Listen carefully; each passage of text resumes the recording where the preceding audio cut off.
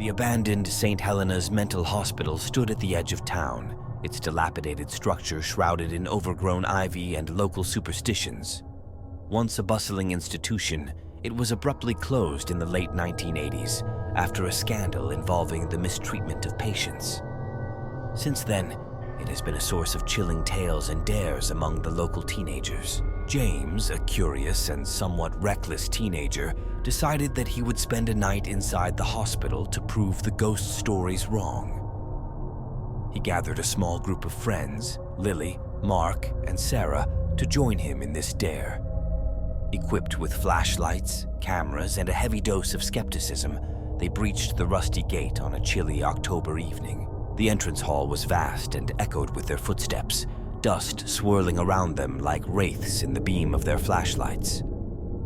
The walls were lined with peeling paint and old, faded portraits of long-forgotten staff members. As they ventured deeper, the air grew colder, and an unexplainable sense of unease began to settle over the group. In the East Wing, they found Ward 12, infamous for its tales of a patient who had vanished without a trace.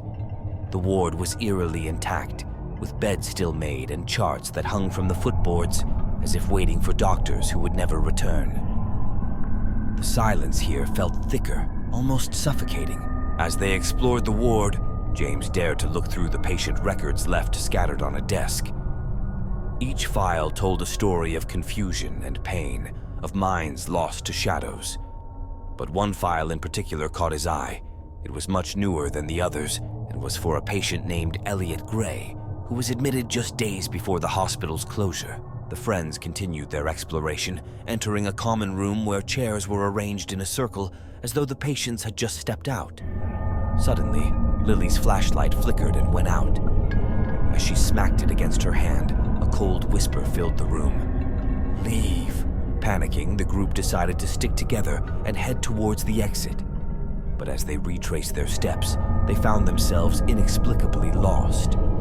Hallways twisted and turned in impossible ways, and doors led back to rooms they had already left. The hospital seemed to be reshaping itself around them. Sarah, feeling a growing sense of dread, suggested they follow the exit signs that sporadically lit up, flickering weakly in the dim corridors. But each sign only led them deeper into the labyrinth of the hospital. Desperate, Mark proposed they break a window to escape, only to find that the windows led to brick walls. In their frantic search, they stumbled upon an underground passage marked "To the Therapy Rooms." With no other options, they pushed forward. The air grew thick with a putrid smell, and the faint sound of old therapy machines whirring and clicking could be heard in the distance. The therapy room was a tableau of horror, with restraints and old electroshock machines. In the center of the room, an old projector suddenly whirred to life, casting ghostly images on the wall, patients undergoing harsh treatments, doctors with obscured faces, and finally, a video of Elliot Gray staring directly at them, whispering, "Why did you leave me?" They realized that the hospital wasn't just haunted by the past, it was alive with it. As they turned to leave, they found that the door through which they had entered was now sealed shut. With no way out, their flashlights began to dim, one by one. Trapped and desperate, they decided to explore deeper into the basement, hoping for another exit. Instead, they found a room with walls covered in hastily scribbled notes and drawings. The writings were from Elliot, detailing his last days, filled with paranoia and terror, convinced that the hospital was alive and wouldn't let him leave. Suddenly, the lights went out completely, plunging them into darkness. In the pitch black, they heard the soft, terrifying echo of footsteps approaching. Each step was accompanied by a chilling laugh, a sound not quite human. As the steps grew louder, James tried to protect his friends, shouting defiantly into the dark. But the laughter only grew louder, surrounding them until it was all they could hear. Then, just as suddenly, it stopped, and the lights flickered back on. They were alone in the room, no sign of any presence. But the door was open now. With no hesitation, they ran out of the hospital, not stopping until they reached the safety of the town. Behind them, the hospital stood silent and imposing, a reminder that some places are better left unexplored.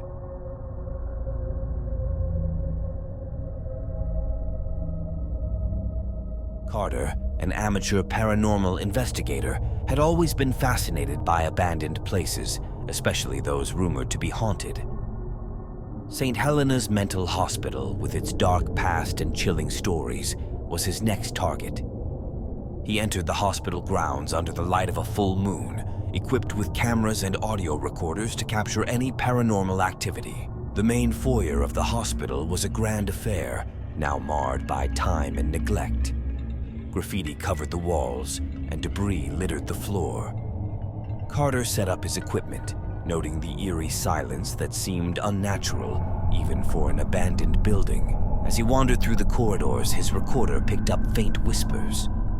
He couldn't make out the words at first, but the voices seemed to be leading him deeper into the hospital. Intrigued and a bit unnerved, he followed the sounds to the administrative wing. In the administrator's office, Carter found old patient logs and staff reports scattered about. The logs spoke of strange occurrences, shadows that moved against the laws of light, and a mysterious figure seen in the halls of Ward 12. The figure was always described as shrouded, with no discernible features. Motivated by the findings, Carter headed to Ward 12. The air grew noticeably colder as he approached, and his breath misted in the flashlight beam. The whispers grew louder, urging him on. "Find us," they said over and over. He reached the entrance to Ward 12 and paused, the feeling of being watched overwhelming him. Taking a deep breath, he pushed the door open. Inside, the remnants of the ward were just as disturbing as the story suggested, with personal items and medical equipment strewn about as if left in a hurry. Carter set up a camera facing down the main hallway of the ward and sat down with his audio equipment. Almost immediately, the whispers intensified, and a cold draft swept through the hall.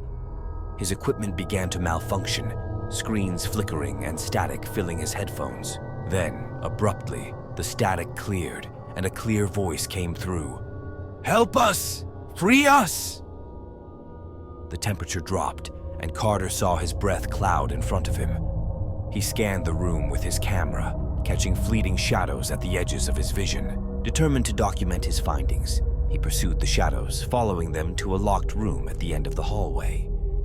The door was cold to the touch, and as he tried to open it, he heard a loud scream from the other side, followed by a profound silence. Shaken, Carter managed to force the door open. Inside, he found a small, empty room with walls covered in what looked like scratch marks. His camera recorded this grim scene, but when he reviewed the footage, he noticed a figure standing behind him in the reflection of the window. Only there was no one there when he turned around. The atmosphere grew oppressive, and Carter felt a force push him out of the room. He stumbled into the hallway, his equipment now emitting a high-pitched whine.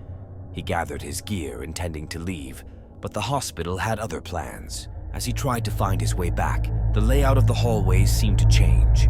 Doors disappeared, replaced by walls, and corridors twisted into confusing loops. The whispers turned into giggles, echoing all around him. After what felt like hours, Carter found himself back in the foyer, but the exit was barred by fallen debris that hadn't been there before. As he searched for another way out, the whispers followed him, now pleading, "Don't leave us." Exhausted and terrified, Carter finally found a window that wasn't sealed. He broke it with a chair and climbed out, the whispers fading as he left the grounds. He looked back once to see the silhouette of a person in the window of Ward 12, watching him leave. Back home, Carter reviewed his recordings. The footage was filled with anomalies and shadowy figures, but it was the audio that chilled him to the bone. Amidst the static and whispers, a clear message repeated, "Thank you for visiting. Don't come back." He stored the recordings away, deciding some mysteries were better left unsolved.